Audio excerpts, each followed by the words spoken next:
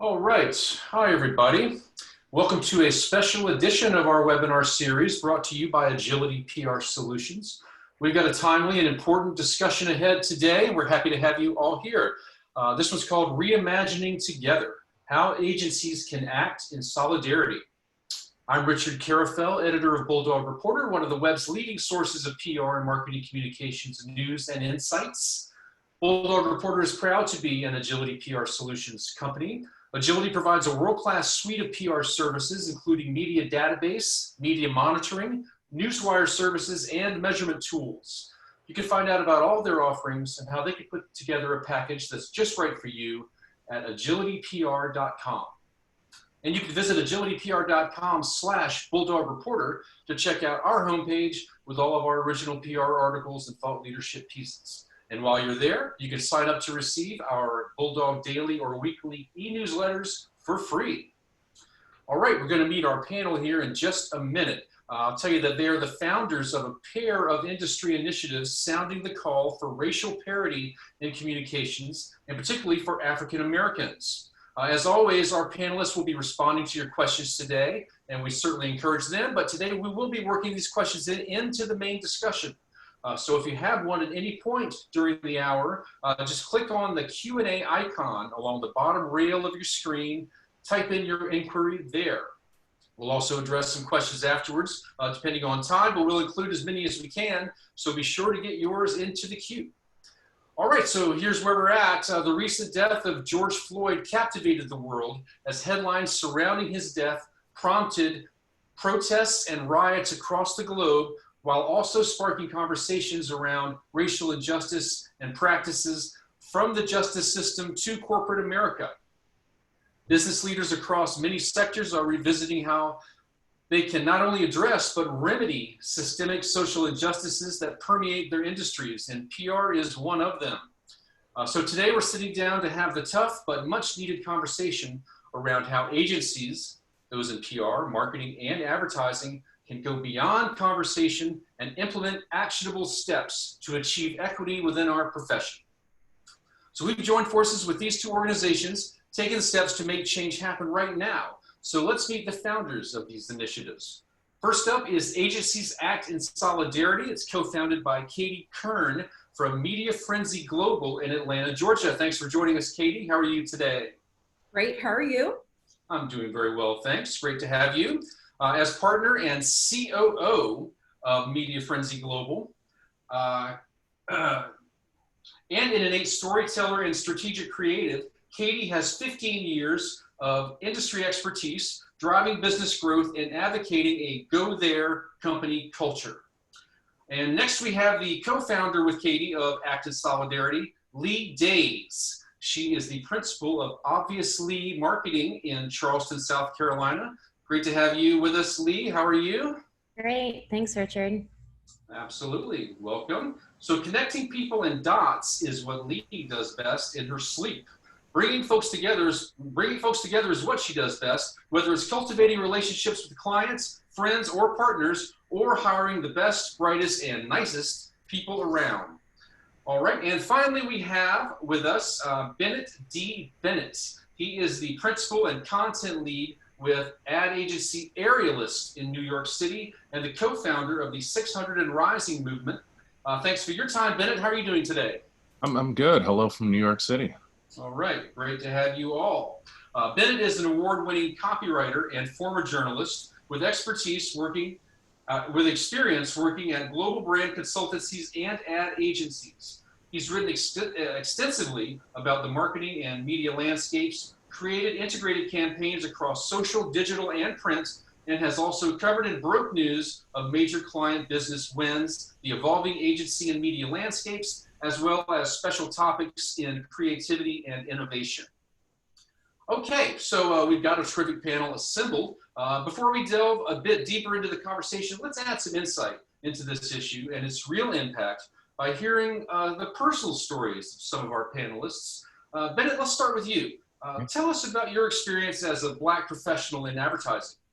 That's a great question to start with.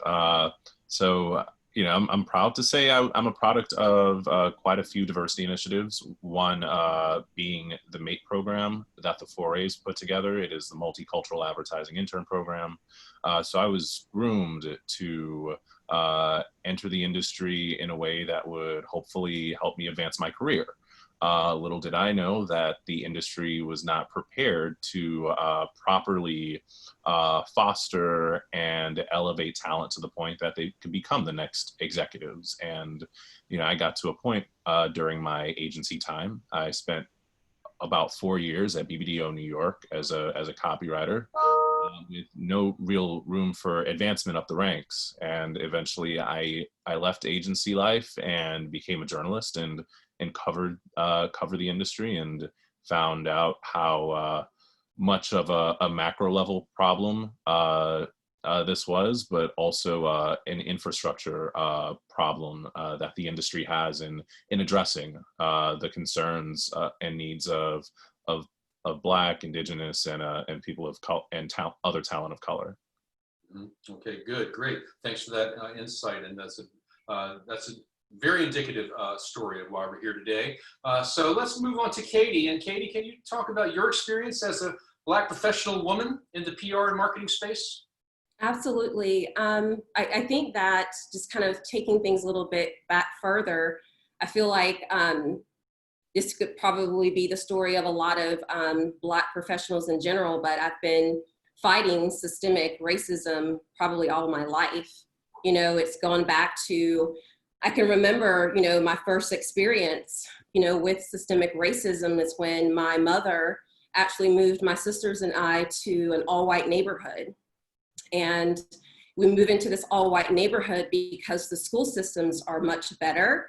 And one of the first things that my sisters and I wanted to do was to join a Girl Scout troop.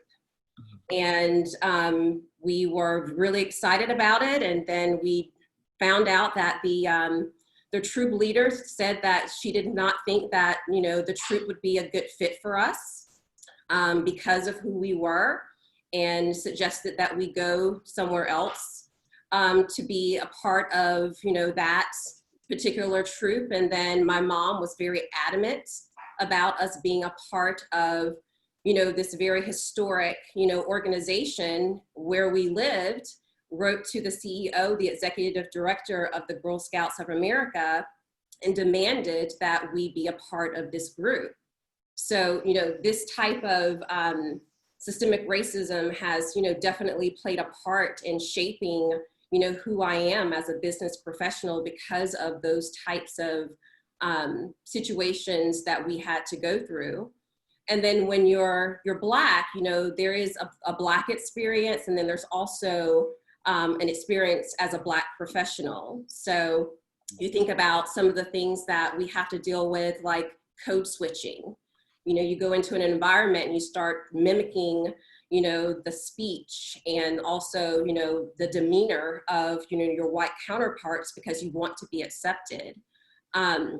Cultural differences, that comes into play, when people don't understand, your background, that definitely comes into play. I can remember just being in a meeting and, someone is speaking and I'm nodding my head constantly during the actual meeting, and there's my, boss asked me, he was like, why were you nodding your head? Because I thought that none of us agreed with what this person was presenting. And it just comes to, like, from my culture, I grew up in a, Black Baptist church, and throughout Black Baptist church, you're always nodding at the preacher and how they say something and it's just how we respond. So that was just kind of, bringing my culture into the workplace. That wasn't something that, was necessarily understood. And then being able to love your culture without shame in the workplace. I'm a huge fan of the Migos. I don't know if anyone's, familiar with the Migos, but they're a great, rap group. And I had them playing in my office one day, and someone walked in, one of my colleagues, and she was like, I can't even understand what they're saying. I'm like, me either, but I love their music, So, I can, go on and on about those situations, but, I know today is about making changes And I think that, we know the system is broken. And I think that what we're going to be discussing today is going to help move us forward. All right, very good. Yeah, thank you. That's great perspective and some interesting background there from both of you. Appreciate that. All right, and I should have mentioned this at the beginning, but we are going to have an interactive component today. We're going to have some polling questions throughout the event. We're going to have our first question now. Let me ask this one of you. How many people on the call identify as a Black, Indigenous person of color? You can make your choice there and log it in, and we will check those results momentarily. And in the meantime, let's move on to get this discussion rolling. Let's talk about these two initiatives that our panelists have founded and championed. Let's start again with you, Bennett. If you want to tell us a little bit about 600 and Rising movement. I know it was the first of the two here, and how it started and where things are now. Yeah, so 600 and Rising came from, just a lot of pent-up frustration. I personally, I'm very active on Twitter. Being a former journalist, that's kind of how I, make sure I'm involved in a lot of different conversations. Being from New York, the fact, seeing another Black man essentially being choked to death at the hands of police was frustrating to see. The riots happening in Minneapolis just echoed Ferguson. They echoed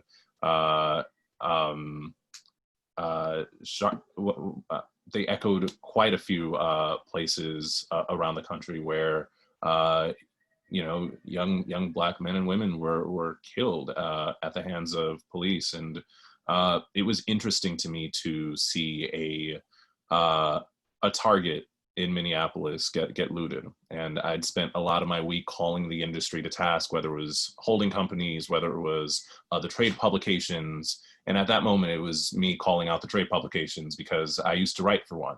And I'm like, this is not a culture story. This is not just a race story. This is a brand story. This is also an agency story. There are three pretty well-known agencies out there. One being Periscope, where my partner in progress, Nathan Young, happened to work. He also happened to live 4 blocks away from where Mr. Floyd was murdered. And that's how we got connected. So he had reached out to me, threw out a couple of ideas on how best to engage with the industry. I will say this is probably the better idea. Just putting together an open letter with some actionable steps, and getting some outreach. We made sure to bring in our peers from across disciplines, across different agencies, across different geographies to get it right. And for fans of Insecure out there, it's hard to figure out whether you're Team Issa, Team Lawrence, Team Molly, to get 600 Black professionals in advertising to agree on something was really the major feat of it all. And we sent the letter out, and the rest is history. There was just this huge outpouring of support for us, and we knew that eventually, if the industry was going to act, we needed to make some sort of bold act as well, which is how our nonprofit formed. And 600 is essentially a think tank meets grassroots movement. We were bringing in some of the boldest minds from across the landscape and putting together policies. And, one of our first partnerships is with the 4As. And we are looking to make sure that whatever ideas and bold ones at that can be implemented across independent agencies, holding companies, and can make the actionable change that we called for in our initial letter. Very interesting. Thanks, Bennett. That's important work that you guys are doing, and a great initiative. And I know it's going to make a difference. I can feel it, and I know that this next initiative from Katie Lee will too. But before we do that, let me just get back to our polling question. And obviously, as you saw, I misread the question, so they've been a little bit updated. So the question was now, has your agency acknowledged the Black Lives Matter movement internally and or externally? Luckily, we're all smart folks, and you were able to to decipher that I did not read it right. But nevertheless, we got some pretty good results there. More than half of respondents have said that that their agency has acknowledged the movement internally and externally. 52% of people said both.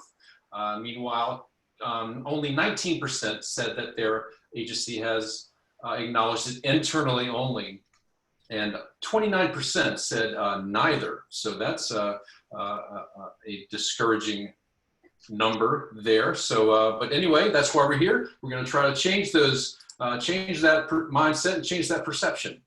All right. Well, thank you again, Bennett, and let's go on. And that 600 and Rising movement was clearly a big influence on the ACT and Solidarity Initiative. So Katie and Lee, why don't you tell us how that got started and where you're getting and how you're getting PR agencies involved?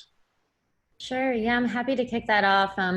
Katie and I have a very long friendship, and we came up together in the industry. And so we have this really great, open, direct, real connection and conversations. And so once, the world was paying attention in a new way to, race relations and talking about culture within both in communities and in the workplace, we just automatically got on a call just like this together and started talking about what's going on with you, how are you doing, what's going on with us.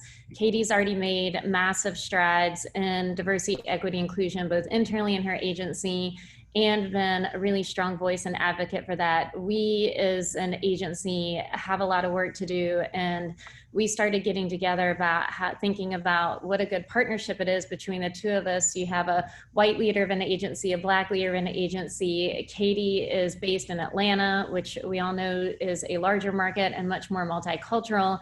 I am based in Charleston, South Carolina, which is a smaller market and has a lot of work to do as a city in terms of how we are handling race and integration and open conversations. So we felt like between the two of us, we can kind of understand where people are from all angles, and that together we can, help put together a pledge and a mini action plan as a jumping off point for companies to use. So whether you're really far down the line or you're just starting to figure out those conversations, you can kind of take away the excuse of, well, I don't know where to start, because we can just put that right in front of you and you can get started tomorrow.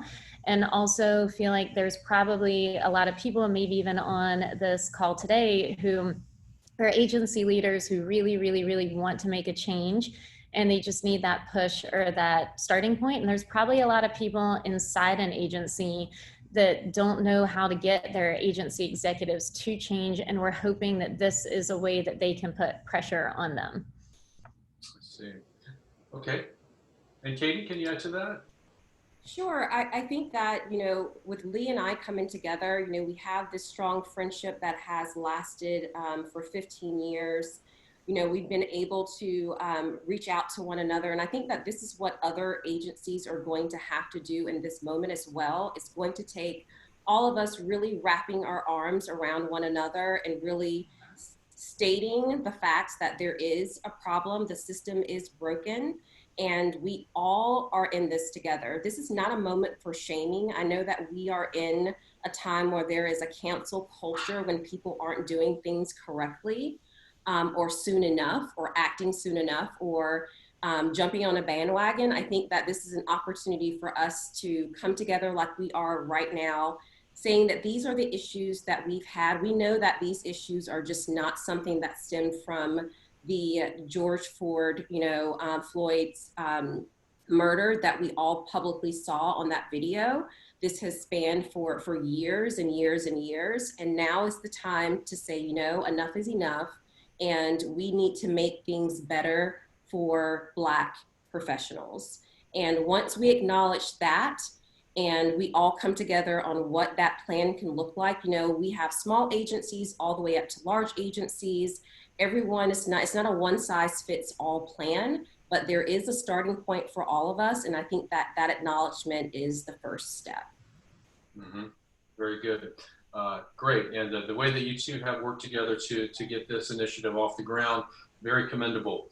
So thanks everybody for those comments. All right, so let's look a little more closely at the real issue in this discussion. How did we get here? And what systems need to be broken in order for things to change? And that's going to bring us to our second polling question, which we'll get up now. And I will be sure to read this one correctly.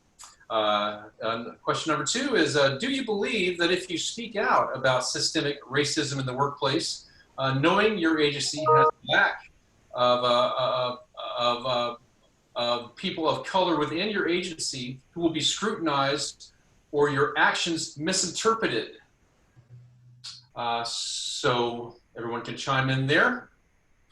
If you believe you speak out about systemic racism in the workplace, will you be understood or misinterpreted?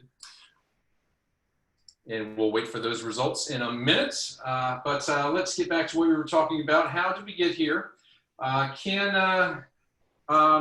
Let's start with you, Lee, maybe this time. Can you talk about why the lack of data on Black, Indigenous people of color is problematic and why it's necessary to examine and address that?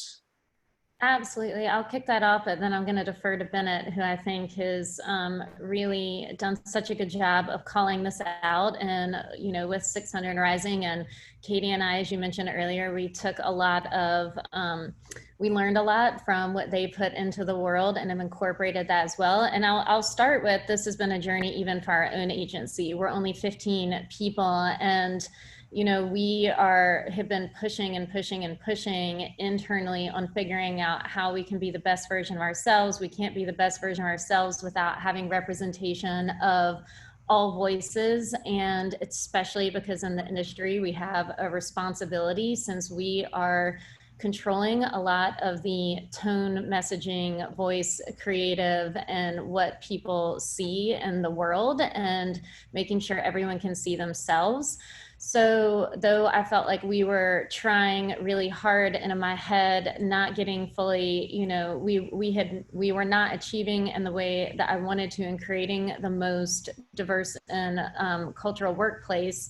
And in my head, I thought we were 80%, and now I look back and think we're at 20%. And one of the easiest places to start, and I love that Bennett's called this out, is getting all agencies just to publish their demographic data, because it takes away the excuse that we can all use up, but we're trying really, really hard. And it just changes it into a real conversation of facts and figures as a starting point of the data will show the work that you've been doing.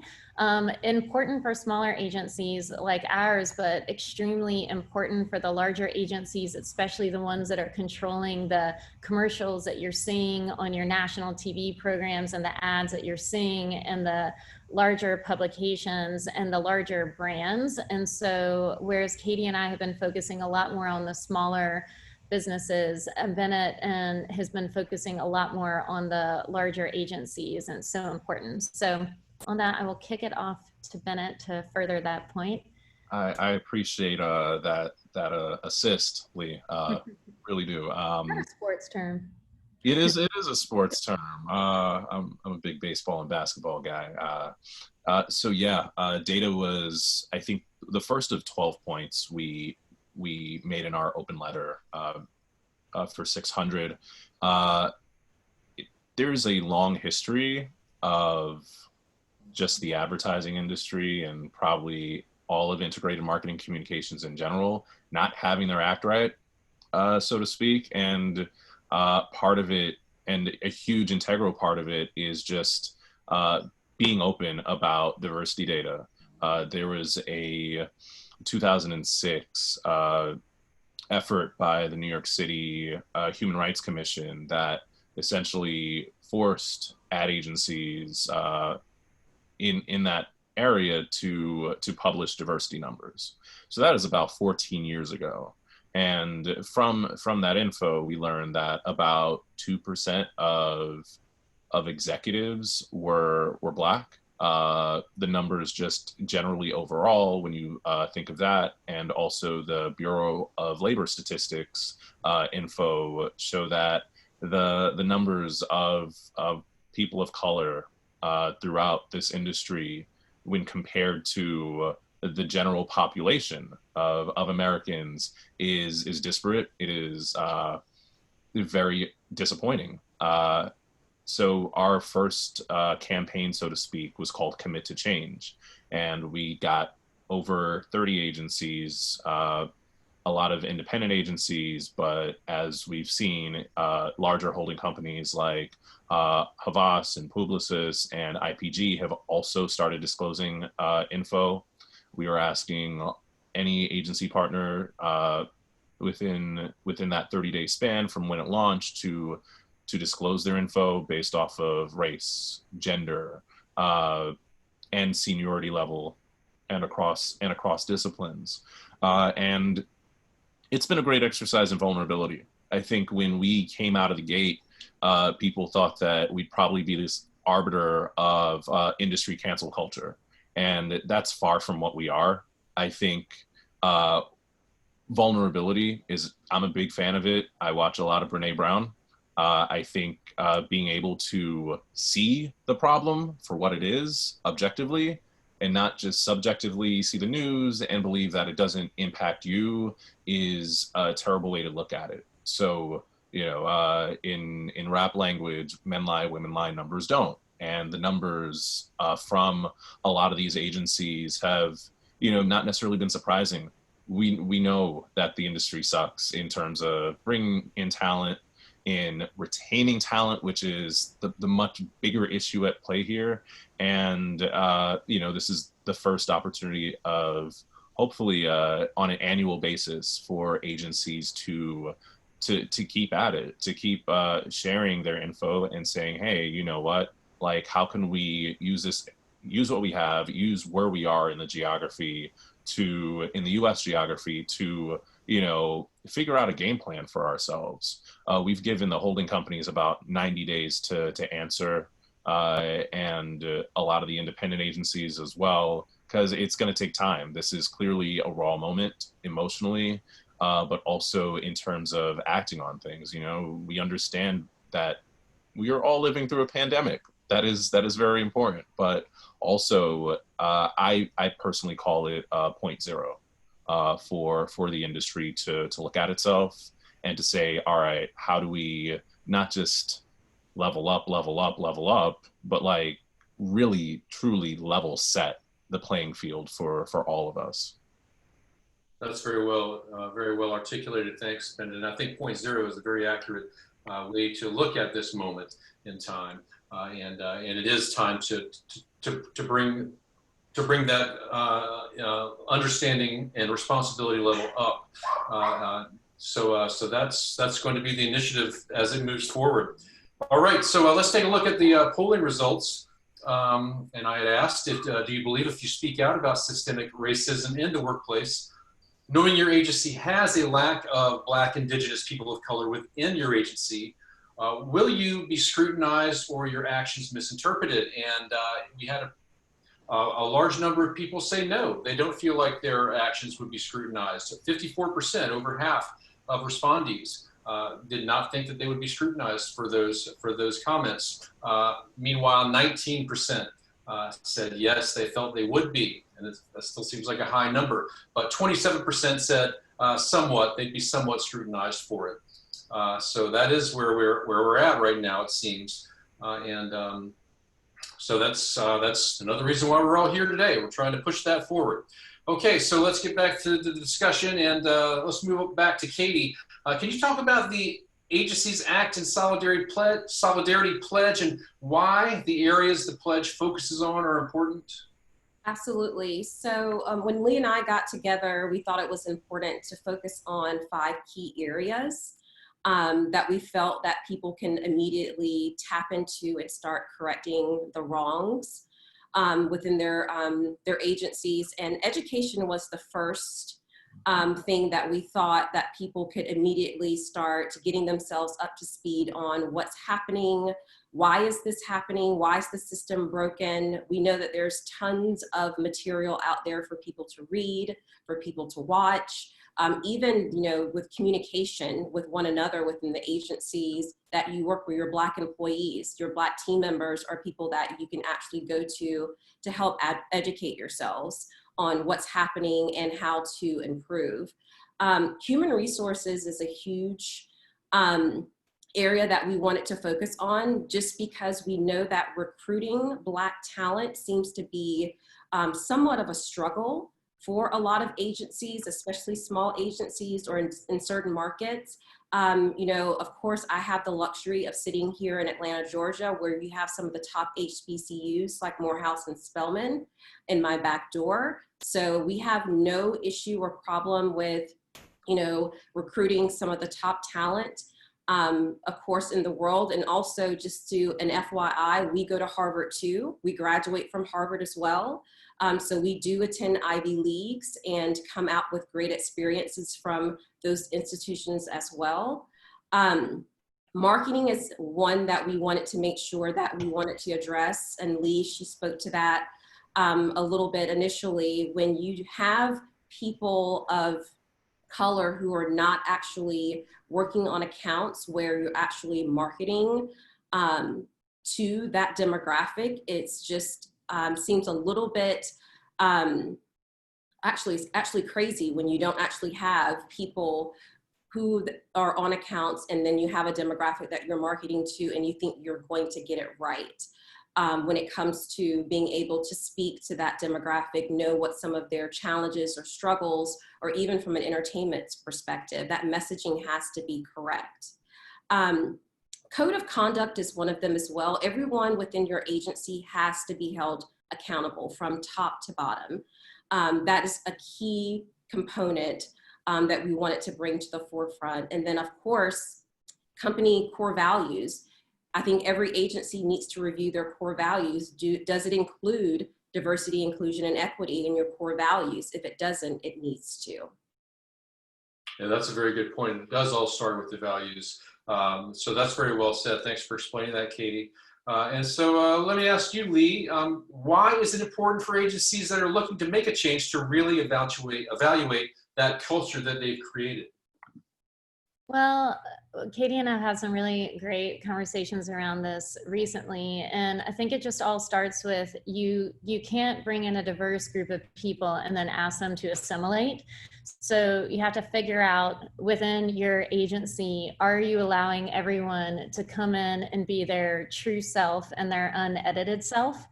I think that goes for, you know, the conversation we're having today, but, you know, overall with all people and in all areas of life beyond the workplace. Especially though, I still go back to, this is a super important conversation for every single company to be having.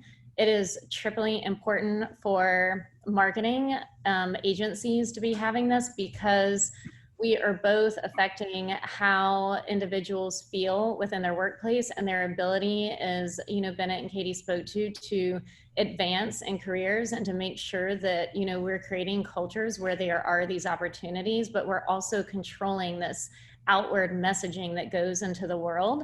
And so if everyone can't be their true self in the workplace and voice their true opinions, then we're not going to get to that right output of, you know, creative and messaging that we're sending into the world. And also we're going to lose our talent early along. So you may be bringing in these really young, talented folks, but if you're not allowing individuals to come wholly as they are, then they're not going to be comfortable in your organization. And if you're not changing your culture in ways to allow people to be open and grow, then you're not going to see this, you know, really incredible, diverse group of leaders and executives at the top of an agency.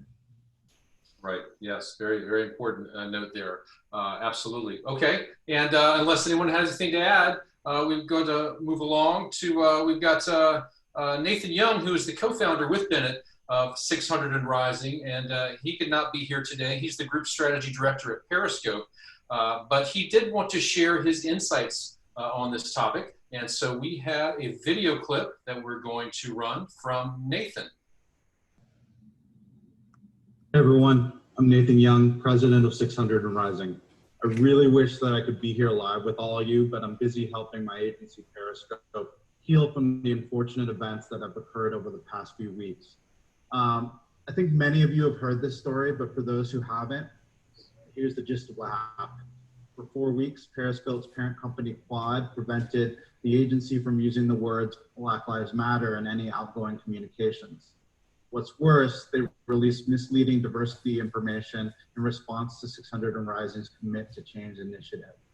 That is obviously deeply disappointing and deeply hurtful.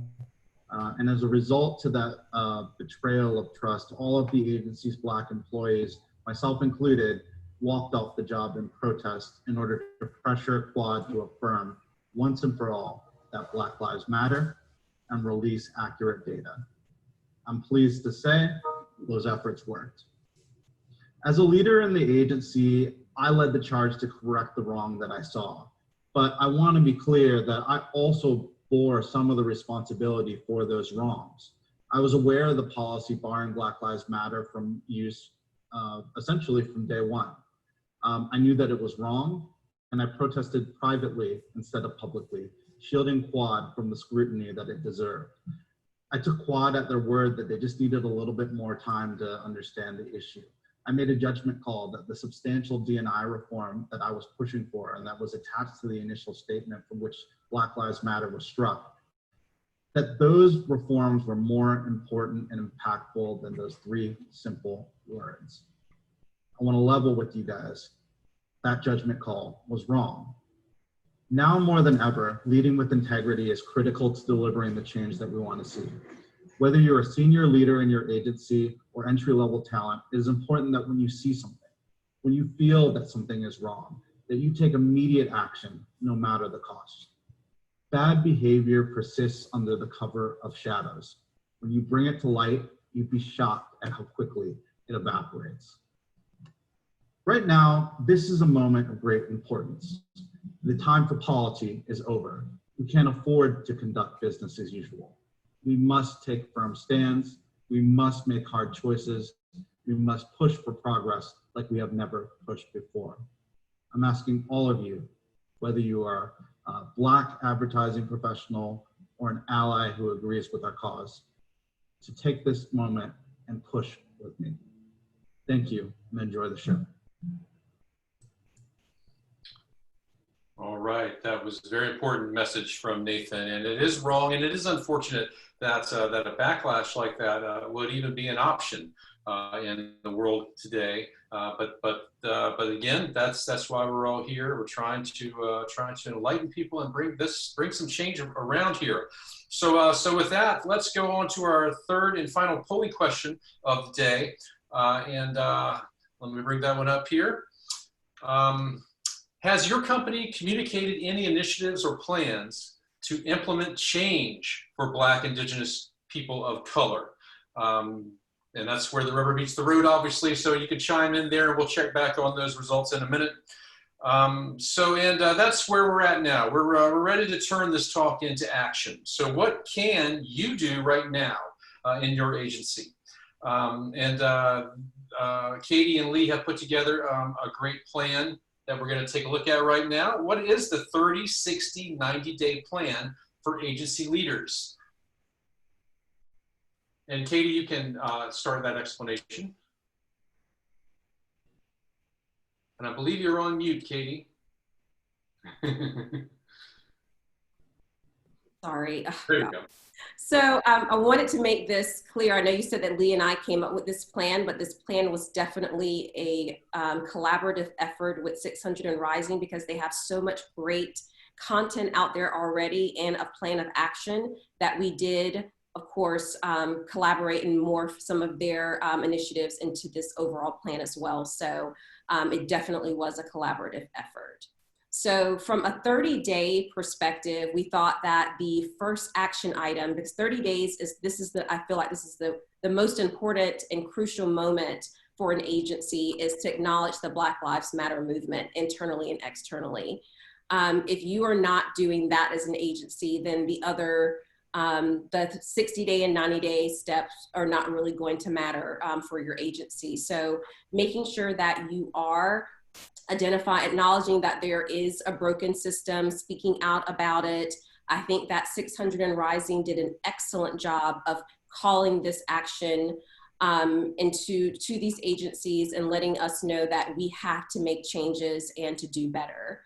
Of course, starting open dialogue, that's something that Lee and I did immediately when we saw this call to action, is that we started talking to one another. We actually started talking to our team members as well and other agency owners.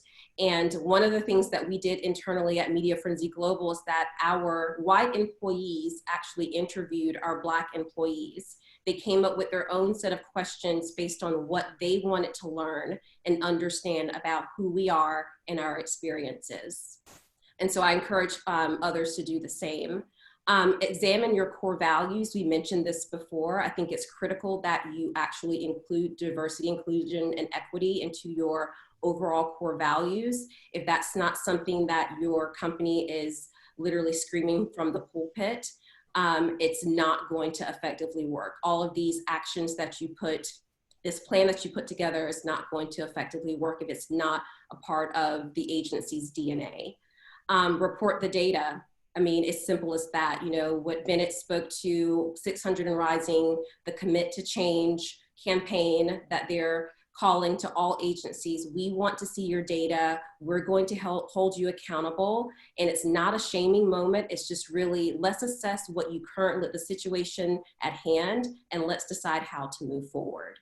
The state, your commitment, making sure that you're committed publicly that you are going to make some sort of change. I think this is an important step for agencies to make sure that they're committing to some sort of plan that they've put in place. Lee, your agency has done an amazing job with the plan that you've come up with and how you've communicated it out to the public, and it's forever evolving. It's going to evolve as things change. We know that COVID played a huge part in how people are going to be moving, whether it's hiring. I know that right now, a lot of companies, agencies have a hiring freeze because of COVID. So they're not going to be able to, you know, identify these candidates and, you know, and hire more diversity with, you know, into the agency. So we know that there's some challenges that we all face. And then sign the Act of Solidarity Pledge. We have links for everyone at the end of this presentation, and also the Commit to Change. Make sure that you are, as an agency owner and executives, commit to change and make sure that we're moving forward in a positive direction. This is a critical point in, I think, all of our lives. I think the murder of George Floyd actually kind of sparked this this revolution for a lot of people. You know, we've, as Black professionals, we know that we've been dealing with this for a very long time. The Black Lives Matter movement is a 7-year-old movement. It didn't just spark up when George Floyd was murdered. So there's a lot of work to be done, but now is the time to take action, and we're not moving backwards. Very good. Very good insight. And that is a great looking plan. Well, that's the first part of the plan. Carry on. So the 60-day plan, I think, Lee, you are going to be providing that information. Okay, I was gonna do 90, but I'm happy to do 60. Bennett, would you prefer this one? Sorry. What happened? Would you prefer 60 or 90? I can do 60. I'm staring at it now, and this is stuff I completely I jive with a lot of this stuff. So 60 days in, right? You know, the raw emotions of the time kind of start wearing off. You get that initial statement out there, and Nathan and I spoke about it even this morning. Complacency starts setting in, right? So, you know, these 3 steps are really, really, really critical to probably the next 300 days, right? If you have like you know, this 30, 60, 90-day plan, you also have to think about like what happens by, you know, Juneteenth of next year, you know, or even a year from the George Floyd murder, or, you know, any of that stuff. So starting with like focusing your commitment, right?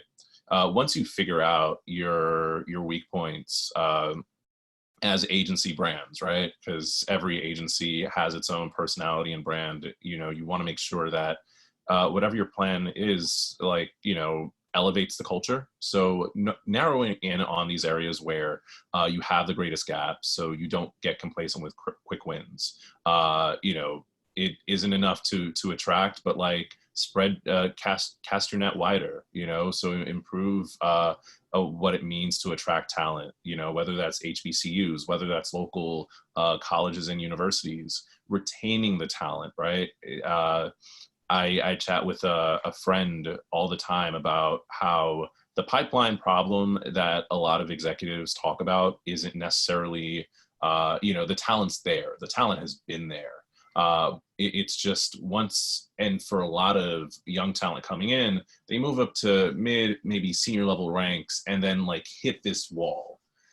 You know, some can call it a ceiling. I call it more like a brick wall. You know, you don't see many executives that look like you. You find yourself, you know, hit with microaggressions or just silence from being part of the larger creative work. And that's how a lot of talent ends up moving to adjacent industries like tech and other parts of mass media. So making sure you are keeping the talent, keeping them engaged, and also figuring out how to promote them. So, you know, who do you have in place, who can you be in contact with to help promote Black talent and help make sure that they have the tools when they are promoted?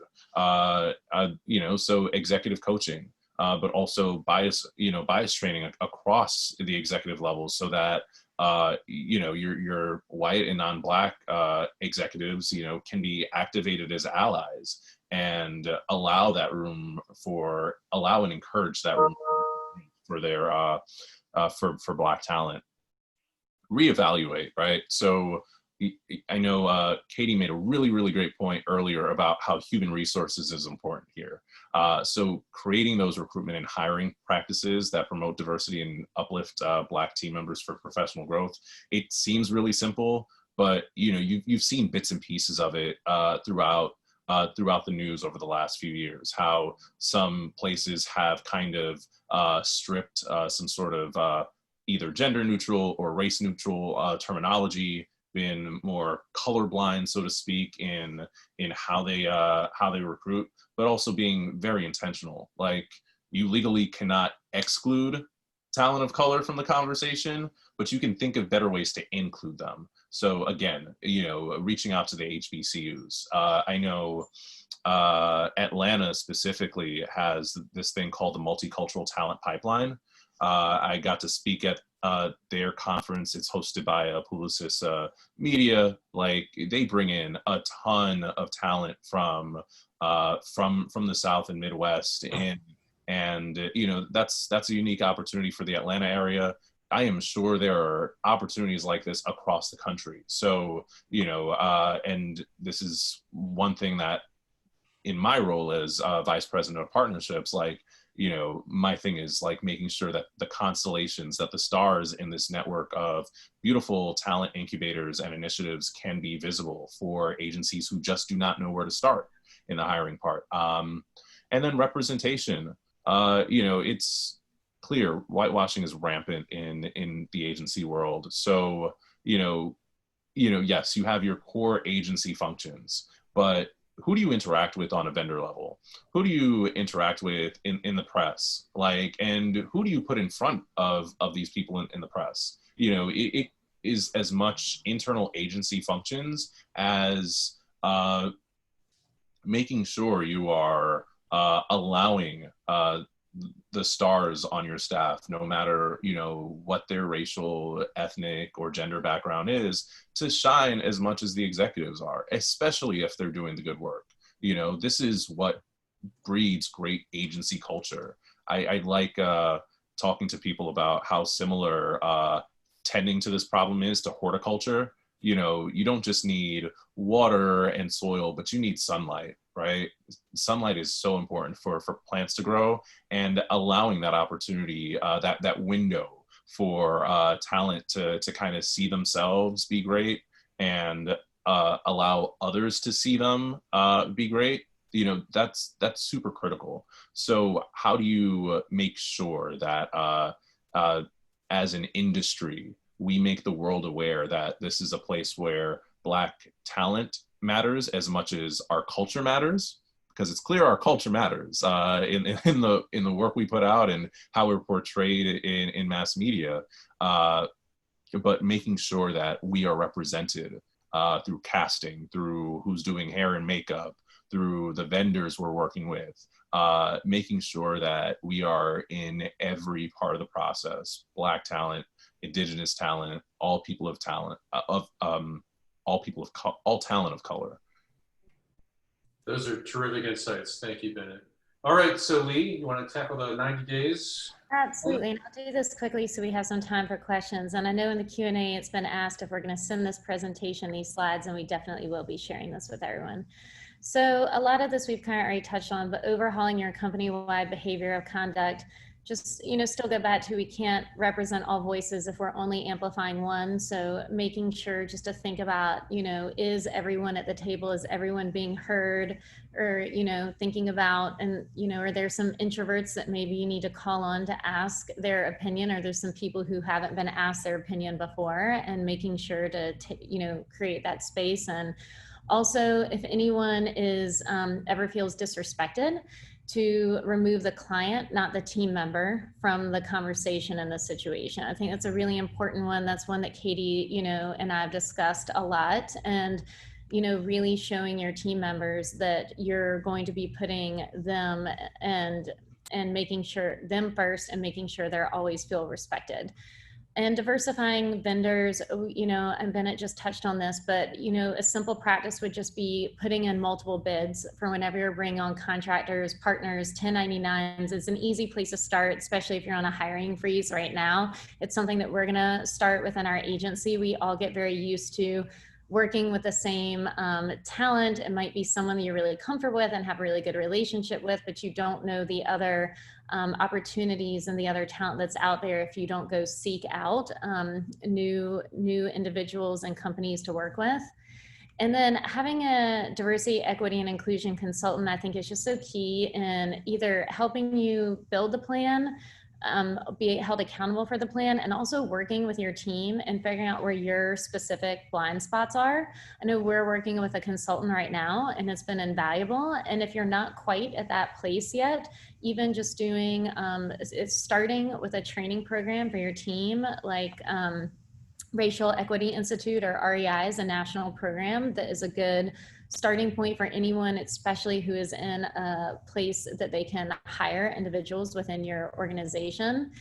And then for talent pipeline and recalibrating, being very intentional with your HR director, your leadership team, anyone who's in a place of hiring, of, like Bennett said, be very specific about, you know, what the expectations are to be inclusive, and require that, you know, you're pulling in a very diverse and inclusive pool of candidates. And whether or not you are working with a recruiter, or you're on LinkedIn Navigator, or you're doing it on your own, just starting to set those expectations. And working with HBCUs, and for any of you on the call don't know, historically Black colleges and universities, and or your college or university in your city or state, and working with the, you know, different organizations within those colleges as well.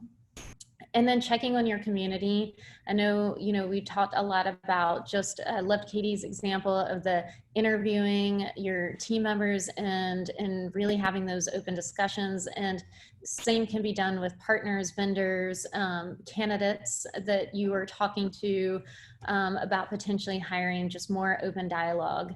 And then mental health resources to your team. For any companies that have health insurance plans, it may include things like therapy. You could offer time off if you're in a leadership position, or request it. And also there's some really great resources out there, Real to the People posted that they are offering free mental health resources to Black professionals and allies. And so, you know, not everything has to come with a major price tag to make forward movement. Wow, that's great. That's very comprehensive in the long-term part of the plan there, but the entire plan looks really well thought out, very well put together. Great job on that, everybody. So let's go back to that polling question real quick. I'd ask, has your company communicated any initiatives or plans to implement changes for Black, Indigenous, people of color? And these numbers were very encouraging. 44% of people said yes, that their agencies or companies have put initiatives into place. Another 44% said not yet, indicating that they plan to do so soon. So let's hope that's true. And only 12% said no, there has been no discussion of any plans to be put into place. So those numbers are looking pretty good. So that's how we put this plan into action. All right, and we're going to move on with the discussion here, but let's try to work in a couple of these questions now that we've gotten. And here's an interesting one from Samil, I hope I'm pronouncing that right, who asks, if an employee works in an organization that apologizes for a subtle racist remark made by one employee towards another African-American employee, but the first employee refuses to apologize to the wronged employee directly, how can this be remedied? And I'm throwing that out to any of you who want to chime in. I was only going to make a statement. I'll let them answer the question, which is I don't know that subtle and racist should go together. But passing it to Katie or Bennett if you have any opinions. You know, I'm always in the thought that everyone's rational. I think sometimes there can be heightened moments where you can actually sit down and have conversations with one another and come to some sort of resolution. But if it's something that's offensive to that person, I think that people need to start saying, you don't belong here. Our culture doesn't tolerate this. You're not a good fit for us any longer. I mean, I think that there's been so many instances where people have been getting away with being able to say pretty much whatever they want. And, you know, of course, the person on the receiving end just has to kind of just deal with it and get on with it. I've heard that said so many times, just, they didn't mean it, just get on with it. That's who they are, making excuses for that person. But I think it's time for us to really start assessing when people do say things to people that are hurtful or hateful, that sticks with you for a very, very long time. And when you talked about, Lee, in the 90-day plan about the mental health ramifications of things that are being constantly said over and over again, that's when those things go into play. I don't think people can feel safe in environments where people are freely able to say whatever they want without there being some sort of ramification. So, yeah. I'll echo Katie's point, and I like the terminology of culture fit. This feels like very controversial language, maybe for this conversation, but I am someone who believes in defunding culture fits. I think we need to start changing that to culture ads. And when somebody is coming to an employee with that subtle racist remark, like you're not adding to what progressive culture and agency can and should be. So like a lot of Katie's points like really stand true, but like when you are an agency executive, how do you and culture fit, it's gotten us so far, but it's also really pushed down talent of color, in a place where they think they have to assimilate. So, I think if there are agency leaders on this call, it's understanding that every person in this conversation, vendors, freelancers, new hires, they are adding to what good an agency can do for its clients, what good an agency can do for its employees, and any individual who is going to approach another employee, with microaggressions, at the very least, and, escalate that further to forms of harassment is not doing your company any good. And, I don't want to go as far as zero tolerance, but at least, giving a chance for that employee to rectify the issue. But absolutely, putting some sort of disciplinary measures to it, because I mean, this is policy. Like, when you think about it, like, that's policy. That is HR policy right there. So making sure it's not something that just gets written off with a gift card to silence people, right? We are in a world where NDAs are getting cut up, and because it's not necessarily to protect employees, it's there to protect companies, and that's not fair. Like, clients want to feel safe that an agency can create good work, but like, employees need to feel safe that like they can bring their best selves to the process. Got it. All right. Great responses, everybody. Thanks. Okay, let's get another question in here. We're about to hit the top of the hour, but let's move on just a couple more minutes if we can. Got a couple more important questions here. And here's an anonymous one, but given the predicted economic downturn, could Black employees and other people of color be at greater risk to be the first out in a layoff round? And if so, how can agencies mitigate that? Katie, you want to take a shot at that? I don't think a pandemic would make a difference. I think that when someone's on the chopping block, there's Black professionals will always be considered. So I don't think that in the midst of COVID, we're thinking about, we know that we are possibly on the chopping block. So how can that be rectified? The system is broken. We know this. We have to build a new system to make sure that everyone is treated equally and that we are protected when we are, experiencing a pandemic like we're in right now. Right. Like, it's such a compounding thing to be in a pandemic, which disproportionately affects communities of color. To go through this racial unrest, which clearly also impacts professionals of color, and to know that there is this very weird economic, I call it indigestion, because you don't know if it's getting better, if it's not getting better. The sports leagues are trying to play ball, but it's still hard for the players. But I think I think Katie might be able to agree with me here, like, when you think about the issues that Black talent already faces in the workplace, right? And then to find themselves on the chopping block, I feel like that's just not a good situation for any agency executive at all. And I would caution them to tread lightly where that's concerned, but also look at it as an opportunity, as like, how can we, kind of have some sort of safety net on the financial end where, we can accommodate for our talent regardless of who they are. And, ensure that if anybody has to be furloughed or even let go, which are unfortunate realities, that it is less, that they find an opportunity themselves to get these people to be gainfully employed again. At very least, make an effort to make sure that the people who have placed their value and trust in you, can be on the right step forward.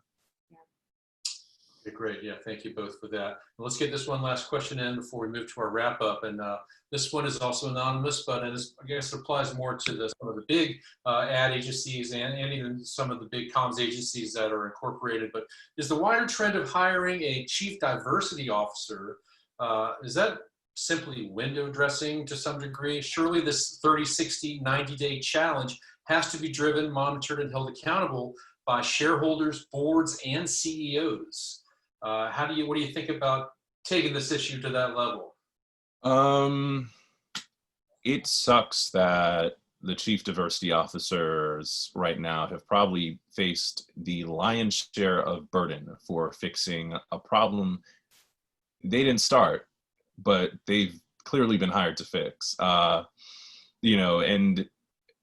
Short answer, and this may come from agency experience, yes, I think they're window dressing, but it's not window dressing on their terms. It's window dressing because the rest of the C-suite has not figured out that like diversity matters across all those verticals. When you are a chief executive, when you are a chief technology officer, when you're a chief strategy officer, like any of these verticals, that you have, even in terms of finance, understanding the pay gap and disparities between communities of color in corporate America. You know, these are diversity issues. These are all diversity issues. So making sure that that CDO is not just the CEO's right hand, or in most instances, the talent officer's right hand, right? Making sure they are like integral to every part of the process.